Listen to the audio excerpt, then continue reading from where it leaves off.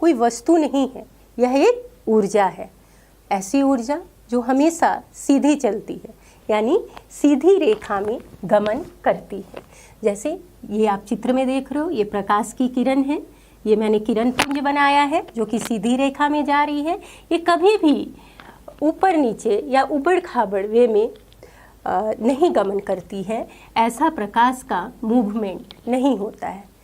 बच्चों, क्या आप जानते हो दुनिया में जितनी भी छोटी से छोटी कोई भी वस्तु है उसे हम अपने सेंस ऑर्गन्स यानी ज्ञान इंद्रियों की मदद से उसे पहचानते या जानते हैं। जैसे आपने कोई आवाज़ सुनी तो क्या सुनकर ना अपने कान की मदद से जाना। अब आपको किसी चीज़ का स्वाद कैसे पता चलता है? अपनी जीभ की मदद से। उसी तरह आप गर्म या ठंडी वस्तु को कैसे पहचानते हो? अपनी त्वचा की मदद से। तो यहाँ बच्चों एक बहुत ज़रूरी बात है कि जो सबसे इम्पॉर्टेंट हमारा सेंस ऑर्गन यानी ज्ञानेंद्रिय है वह दृष्टि है। दृष्टि के माध्यम से हम दुनिया की प्रत्येक अपने चारों ओर जितनी भी वस्तुएं हैं उसे देख पाते हैं। बच्चों, अब यहाँ एक सवाल उठता है कि क्या आँखों की मदद से ही हम वस्तु को देख सकते हैं? नहीं, इसके लिए कुछ और भी ज़रूरी है। कैसे? चलिए एक एक्सपेरिमेंट के बारे में सोचते हैं। आप ये कल्पना करें कि दिन में तो सूर्य की रोशनी है, आप सब कुछ देख रहे हो, परंतु क्या रात के समय अंधेरे कमरे में आप जाओ, वहाँ कहीं से भी कोई प्रकाश नहीं आ रहा है, तो क्या आप उसे देख पाओगे? क्या आपकी आँखों के होते हुए भी कमरे में रखी कोई वस्तु, टेबल, कुर्सी आपको नज़र आ रही है? नहीं। क्यों नहीं आ रही है? क्योंकि वहाँ प्रकाश नहीं है, वहाँ लाइट नहीं है। ये लाइट ज़रूरी है किसी भी वस्तु को देखने के लिए। कहने का अर्थ क्या है कि जब कोई प्रकाश किसी वस्तु से टकराकर हमारे आँखों में प्रवेश करती है तभी उसको हम देख पाते हैं। और आँखों में प्रवेश कर क्यों देख पाते हैं? क्योंकि उसमें उस वस्तु का, उस बिंब का प्रतिबिंब बनता है। तो बच्चों, हमने क्या जाना कि वस्तुएं दृश्य कैसे होती हैं? जब वस्तुओं से टकराकर आने वाली प्रकाश हमारे आँखों में प्रवेश करती है तब वे हमें दृश्य होती हैं। अच्छा, आप जानते हो कि जैसे आपने जुगनू देखा है, जुगनू तो चमकता है, जुगनू से क्या लाइट निकलती है। अच्छा, तो वो कैसी वस्तु हो गई? वो क्या हो गई? वो प्रदीप्त हो गई। यहाँ हम देखें कुछ कि प्रदीप्त और अप्रदीप्त वस्तुएं क्या होती हैं। वस्तु बच्चों दो प्रकार की है। एक जिनसे प्रकाश उत्सर्जित होता है यानी प्रकाश निकलता है, उन्हें हम प्रदीप्त वस्तुएं कहते हैं। जैसे सूरज, सूरज से प्रकाश निकलता है तो वह क्या है? प्रदीप्त है। आप तारे का भी अपना प्रकाश होता है, वो भी प्रदीप्त है। जलती हुई मोमबत्ती प्रदीप्त है, पर बुझी हुई मोमबत्ती प्रदीप्त वस्तु में नहीं आती। इसके अलावा बच्चों विद्युत बल्ब ऑन है तो क्या है? वो प्रदीप्त वस्तु में है। अब अप्रदीप्त वस्तुएं क्या है? तो अप्रदीप्त वस्तुएं वे वस्तुएं हैं जो प्रकाश उत्सर्जित नहीं करती। क्या हमसे प्रकाश निकलता है? आपसे प्रकाश निकलता है? नहीं, तो आप क्या हो? अप्रदीप्त वस्तु हो। अच्छा, चांद के बारे में जाने। चांद कैसा होता है? चांद से क्या प्रकाश तो रात में हमें दिखता है, पर क्या वह उसका अपना प्रकाश है? नहीं, वो तो सूरज के प्रकाश को परावर्तित करता है ना। तो यानी उसका अपना प्रकाश नहीं है, इसलिए वह क्या है? अप्रदीप्त वस्तु है। इसके अलावा और भी उदाहरण है, जैसे हमारी पृथ्वी या और जो भी ग्रह हैं वो सारे अप्रदीप्त वस्तुओं में आते हैं। पेड़, कागज, हमारा ये पेन, ये सब क्या है? अप्रदीप्त वस्तुएं हैं। कहने का अर्थ ये है कि हम अप्रदीप्त वस्तुओं को कब देख सकते हैं? जब प्रकाश उससे टकराकर हमारी आँखों में आती है, प्रवेश करती है, तब उसका प्रतिबिंब हमारी आँखों में बनता है। उसी कंडीशन में हम प्रकाश को की मदद से उस अप्रदीप्त वस्तु को देख सकते हैं। यहाँ मैंने क्या कहा? टकरा कर आती है। टकरा कर मतलब परावर्तित होकर, यानी यहाँ एक नया शब्द आ रहा है, परावर्तन। अब हम जानेंगे कि परावर्तन क्या होता है। बच्चों, आपने कभी खेल खेल में दर्पण को इधर उधर सूर्य की रोशनी में चमका कर देखा है? क्या होता है कि जब दर्पण को हम चमकाते हैं तो वो लाइट को क्या करता है, दीवार के ऊपर इधर उधर दिखलाता है। तो दर्पण की विशेषता क्या है कि यह प्रकाश की दिशा को बदल देता है। यही प्रकाश की दिशा को बदलना परावर्तन कहलाता है। अब जाने कि दर्पण क्या है। तो दर्पण, ये आप देख रहे हो एक छोटा सा दर्पण है ना। इसमें क्या है, एक सरफेस आपका पॉलिश किया हुआ है और दूसरा परावर्तक पृष्ठ है। तो बच्चों, जो पृष्ठ परावर्तक है, अगर हम एक कांच के टुकड़े को ले लें जिसका समतल सरफेस है, उसके एक पृष्ठ को चांदी से पॉलिश कर दें तो क्या होगा, वो हमारा दर्पण तैयार हो जाएगा। कैसा दर्पण, समतल दर्पण। दर्पण और भी कई प्रकार के हैं जो आपने पिछली कक्षाओं में पढ़ा था। समतल दर्पण कैसा होता है आपने देखा था। ये क्या है, हमारा एक समतल दर्पण का हम चित्र बनाते हैं। ये क्या है, इसका एक पॉलिश्ड सरफेस है, इस तरह का बिल्कुल। अब क्या होगा कि ये जो पृष्ठ है इसका, इसको हम लोग जहाँ से लाइट जाती है या टकरा कर लौटती है उसे हम परावर्तक पृष्ठ कहते हैं। ठीक है, और भी दर्पण है जिसके विषय में आपने पढ़ा था पिछली कक्षाओं में। गोलीय दर्पण, जिसमें ये उत्तल दर्पण और कैसा दर्पण होता है, अवतल दर्पण भी होता है। बच्चों, आप तो जानते हो इसके विषय में, इसके बारे में बाद में डिटेल में पढ़ेंगे अगली कक्षाओं में। अभी हम जानें कि जब प्रकाश किसी वस्तु से टकरा कर लौटती है तो किस माध्यम में, उसी माध्यम में, तो हम उसे परावर्तन कहते हैं। क्या है परावर्तन, फिर से समझ लें। वह प्रक्रिया जिसके कारण प्रकाश किसी वस्तु से टकराकर वापस कहाँ, उसी माध्यम में आ जाती है, उसे परावर्तन या प्रकाश का परावर्तन कहते हैं। बच्चों, चलिए एक क्रियाविधि यानी एक्टिविटी के द्वारा हम प्रकाश के परावर्तन को समझें। क्या करते हैं, हम एक ड्राइंग बोर्ड लेते हैं और उस पर एक सफ़ेद कागज़ को लगा देते हैं और उसके बाद एक काले रंग के गत्ते की पट्टी लेते। अगर नहीं है तो कोई गत्ता लेकर उस पर काले रंग का पेपर लगा देते इस तरह से, और उसके बीच में एक छोटा सा छेद कर देते हैं ताकि टॉर्च की सहायता से हम उस पर प्रकाश को डाल सकें। अब ये जो हमारा प्रकाश स्रोत है टॉर्च, उससे हम लोग ऐसा करेंगे कि सफ़ेद वो छिद्र के माध्यम से प्रकाश को डालेंगे और वो हमारा सफ़ेद कागज़ के ऊपर पड़ेगा। ठीक है, अब हम क्या करेंगे कि पहले समायोजन करके देख लें कि हमारा वो लाइट जो है वो सफ़ेद कागज़ पर पड़ रहा है या नहीं। इसके बाद हम उसके रास्ते में एक क्या करेंगे, एक समतल दर्पण को लगा देंगे। समतल दर्पण को लगाने के बाद हम क्या देखेंगे कि क्या प्रकाश जो उस टॉर्च से और गत्ते के छेद से होते हुए हमारे दर्पण पर पड़ रहा है तो उस पर क्या कोई प्रभाव पड़ रहा है। हाँ, बिल्कुल पड़ेगा। आप इसे करके देख सकते हैं। वो प्रकाश समतल दर्पण से क्या होगा, टकराकर वापस लौट जाएगा, है ना।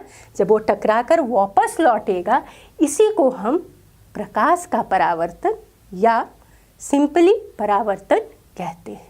आप इस एक्सपेरिमेंट को अपने घर में कंघे को रखकर भी कर सकते हैं। आप बाल को कंघी करते हो ना, उसे काले गत्ते की जगह लगा दो और वहाँ क्या करो कि दोनों किनारों पर काली पट्टी लगा के कुछ जो दांत हैं कंघे का उसे खुला छोड़ दो और उससे प्रकाश को दर्पण पर डालकर देखो। आप क्या पाओगे कि दर्पण पर जो प्रकाश पड़ेगा वो टकराकर समतल दर्पण से वापस लौट जाएगा। इसे हम क्या कहते हैं, इसे हम प्रकाश का परावर्तन कहते हैं। बच्चों, परावर्तन को समझने के लिए हमें परावर्तन के कुछ नियमों को जानना होगा। तो इसके लिए कुछ मूल बिंदुओं पर चर्चा करना बहुत ज़रूरी है। जाने वो मूल बिंदु क्या हैं। सबसे पहले जैसे मान लीजिए हमारा ये एक परावर्तक पृष्ठ है। परावर्तक पृष्ठ यानी वो सतह जिससे परावर्तन होता है। अब इस सतह पे मान लीजिए कि एक प्रकाश की किरण यहाँ पड़ती है यानी टकराती है इससे, और टकराकर वह वापस चली जाती है। ठीक है, अब जो किरण यहाँ टकरा रही है परावर्तक पृष्ठ से, उसे हम क्या कहते हैं, आपतित किरण कहते हैं। क्या कहते हैं उसे, आपतित किरण कहते हैं। और जो किरण यहाँ टकराने के बाद वापस लौट जा रही है उसे हम क्या कहते हैं? उसे हम परावर्तित किरण कहते हैं। ठीक है। अब यहाँ एक बात और हमें जाननी होगी कि जिस बिंदु पर ये आपतित किरण टकरा रही है उस बिंदु को हम क्या कहते हैं? तो उस बिंदु को हम आपतन बिंदु कहते हैं। उस बिंदु को क्या कहते हैं? आपतन बिंदु कहते हैं। ठीक है बच्चों। अब यहाँ इस आपतन बिंदु पर हम अगर कोई लंबवत रेखा खींच दें, इस पर हम क्या करें? एक लंबवत रेखा खींच देते हैं। लंबवत कहने का क्या अर्थ है? लंबवत जैसे समझे ऐसे हमारा ये हाथ है, इसके ऊपर सीधा एक हाथ हमने रख दिया, तो ये जो कोण बना, ये कोण क्या है? 90 डिग्री का है और ये मेरे इस हाथ के ऊपर बिल्कुल लंबवत है। तो इस लंबवत रेखा को हम क्या कहते हैं? इसे हम अभिलंब कहते हैं। इसे हम क्या कहते हैं? इसे हम अभिलंब कहते हैं। और अभिलंब कहाँ बनता है? आपतन बिंदु से लंबवत खींची हुई रेखा को हम अभिलंब कहते हैं। बच्चों, अब हम परावर्तन के नियम को जानेंगे। परावर्तन के 2 नियम हैं। पहला नियम कहता है कि आपतित किरण, परावर्तित किरण तथा आपतन बिंदु पर अभिलंब, यानी हमारा ये आपतित किरण, परावर्तित किरण और ये अभिलंब तीनों एक ही समतल पर यानी एक ही पृष्ठ पर, एक ही सतह पर होता है। परावर्तन का दूसरा नियम क्या कहता है? ये कहता है कि जो आपतन कोण यानी कोण आई, ये क्या है कि जो आपतित किरण और अभिलंब, आपतन बिंदु पर बना अभिलंब, दोनों के बीच का कोण यानी कोण आई और परावर्तित किरण और आपतन बिंदु पर बने अभिलंब के बीच का कोण यानी ये हमारा कोण आर, ये दोनों हमेशा बराबर होगा। अर्थात आपतन कोण के बराबर हमारा क्या होता है? परावर्तन कोण होता है, यानी angle I is equal to angle R. बच्चों, अब हम परावर्तन के डिफरेंट केसेस को देखते हैं। पहला कंडीशन क्या है कि यदि आपतन कोण का मान परिवर्तित होगा तो क्या परावर्तन कोण का मान भी परिवर्तित होगा? बिल्कुल हाँ, होना ही चाहिए, क्योंकि आपतन कोण परावर्तन कोण के बराबर होता है। मान लीजिए कि आपतन कोण का मान 15 डिग्री है, तो परावर्तन कोण का मान क्या होगा? वो भी 15 डिग्री ही होगा। और भी कंडीशंस ले लेते हैं। अगर 30 डिग्री है आपतन कोण तो परावर्तन कोण भी 30 डिग्री होगा। अगर ये मान लीजिए कि आपका 45 डिग्री है तो ये भी 45 डिग्री होगा। मतलब अगर हम मान को बढ़ाएंगे तो आपतन कोण का मान बढ़ेगा तो परावर्तन कोण का भी मान बढ़ेगा। अगर इसे हम कम करें तो ये कम भी होगा। अगर आपतन कोण 35 डिग्री का है तो परावर्तन कोण भी 35 डिग्री का ही होगा। बढ़ने से, आपतन कोण के बढ़ने से परावर्तन कोण भी बढ़ेगा, क्योंकि दोनों क्या होता है? बराबर होता है। Angle I is equal to angle R. अब सेकंड केस को स्टडी करते हैं कि प्रकाश किरण जब समतल दर्पण पर, कहने का अर्थ है कि मान लीजिए ये मेरा समतल दर्पण है, ये हमारा परावर्तक पृष्ठ है, इस पर लंबवत दिशा में कोई किरण आपतित होती है, तब क्या होगा? लंबवत तो हमारा अभिलंब है और अभिलंब और आपतित किरण के बीच का कोण आपतन कोण होता है। तो इस केस में क्या होगा बच्चों कि प्रकाश जिस दिशा से आई है वैसे ही वो वापस लौट जाएगी। और यहाँ पर हमारा आपतन कोण कितना होगा? बच्चों, यहाँ आपतन कोण का मान क्या होगा? ये हमारा 0 डिग्री होगा। और परावर्तित किरण का मान क्या, परावर्तन कोण का मान क्या होगा? वो भी कितना होगा? सोचिए, दोनों बराबर होता है, इस कारण वो क्या होगा? वो भी 0 डिग्री ही होगा। बच्चों, अब हम जानेंगे कि परावर्तन कितने प्रकार का होता है। तो परावर्तन 2 प्रकार का होता है। कितने प्रकार का होता है? 2 प्रकार का होता है। पहला क्या है? पहला परावर्तन जो है उसे हम नियमित परावर्तन कहते हैं। नियमित परावर्तन यानी रेगुलर रिफ्लेक्शन। अब इसमें क्या होता है कि जब प्रकाश की किरण जो है वो चिकने या समतल पृष्ठ पर पड़ती हैं तो क्या होती है, उससे टकराकर वह वापस समानांतर परावर्तित होती हैं। इसे हम क्या कहते हैं, नियमित परावर्तन। चलिए इस चित्र से इसे समझें। जैसे हमारी एक किरण, मान लीजिए यहाँ A, B, C, D और क्या है ये E, F, ये तीनों समानांतर किरणें हैं। ये हमारे परावर्तक पृष्ठ पर पड़ी हैं। अब ये परावर्तित होकर क्या कर रही हैं, वापस जा रही हैं। तो इन किरणों को भी नाम दे दें हम, BM, BN, DN और FO। ये तीनों हमारी परावर्तित किरणें हैं। अब यहाँ क्या हमें दिख रहा है कि जो हमारी किरणें सतह पे पड़ी हैं वो एक दूसरे के समानांतर हैं, और जब परावर्तक पृष्ठ से ये आपको परावर्तित हो रही हैं, वापस टकराकर लौट रही हैं, वो किरणें भी, ये जो लाल रंग की किरणें हैं वो हमने किसे दिखाया है, परावर्तित किरणें। ये भी क्या है, एक दूसरे के समानांतर है। तो ऐसे परावर्तन को हम क्या कहते हैं, नियमित परावर्तन कहते हैं। बच्चों अब हम परावर्तन के दूसरे प्रकार के बारे में पढ़ेंगे, जिसे क्या कहते हैं, विसरित परावर्तन। विसरित परावर्तन क्या है, तो विसरित परावर्तन जो होता है जब समानांतर किरणें, प्रकाश की किरणें किसी रुखड़े या असमतल पृष्ठ से, परावर्तक पृष्ठ से टकराती हैं और टकराकर वापस लौटती हैं। तो ये किरणें, जो परावर्तित किरणें हैं, वे आपस में समानांतर नहीं होती। ये क्या हो जाती हैं, अलग अलग दिशाओं में फैल जाती हैं। इसे हम क्या कहते हैं, विसरित परावर्तन कहते हैं। तो चलिए चित्र के माध्यम से इसे समझें। देखिए ये हमारा एक परावर्तक पृष्ठ है जो कि रुखड़ा है, इवन नहीं है। यहाँ पर क्या हो रहा है कि हमारी जो आपतित किरणें हैं, नाम दे दें इसे, मान लीजिए ये मेरा AB, CD, EF और GH, ये हमारी क्या है, समानांतर आपतित किरणें। पर जब ये अभिलंब से क्या हो रही हैं, हमारा ये अभिलंब है, बना दिया हमने अभिलंब, अभिलंब से परावर्तित हो रही हैं। लाल रंग की किरणें हमें क्या दिखा रही हैं, परावर्तन को दिखा रही हैं। तो क्या हो रहा है, ये किरणें, नाम दे दें इसे AM, CN और क्या है, EO और क्या है, GK। मान लीजिए हमने GK कह दिया। तो ये जो किरणें हैं जो लाल रंग की है, AM, CN, आपको EO और GK, ये किरणें क्या है, ये क्या है, आपस में समानांतर दिख रही हैं क्या, नहीं ना। क्या हो रही है, ये अलग अलग दिशाओं में फैल गई हैं। तो इन किरणों के इस तरह के सतह से, रुखड़े सतह से परावर्तन को हम क्या कहेंगे, इसे हम कहेंगे अनियमित या विसरित परावर्तन।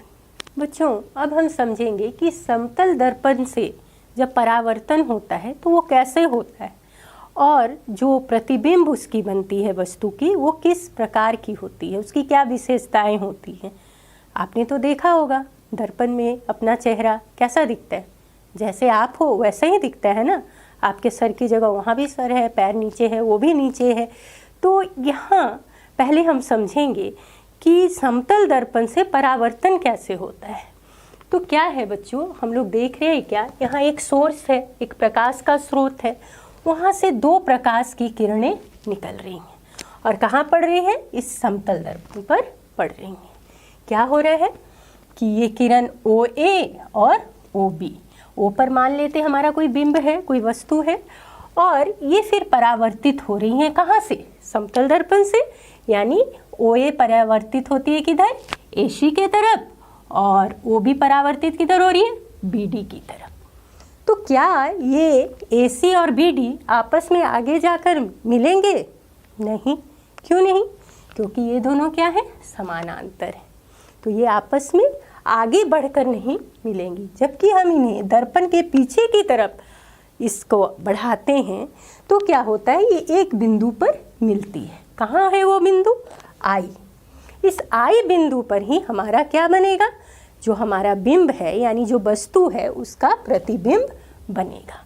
तो बच्चों यहाँ आपने क्या पाया कि जो हमारा बिंब का प्रतिबिंब है वो एक्चुअली में कहीं उसकी रेखाएं जो है वो मिल नहीं रही हैं, परावर्तित किरणें वो ऐसा प्रतीत हो रही हैं कि वो दर्पण के पीछे कहीं जाकर मिल रही हैं, है ना।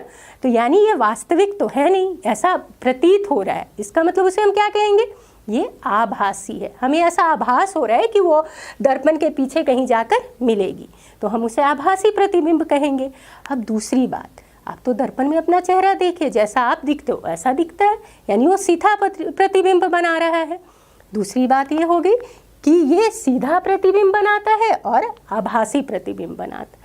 और एक बात और हमने क्या कही कि ये दर्पण के पीछे बनता है ना। 3 बातें यहाँ से क्लियर हो गई।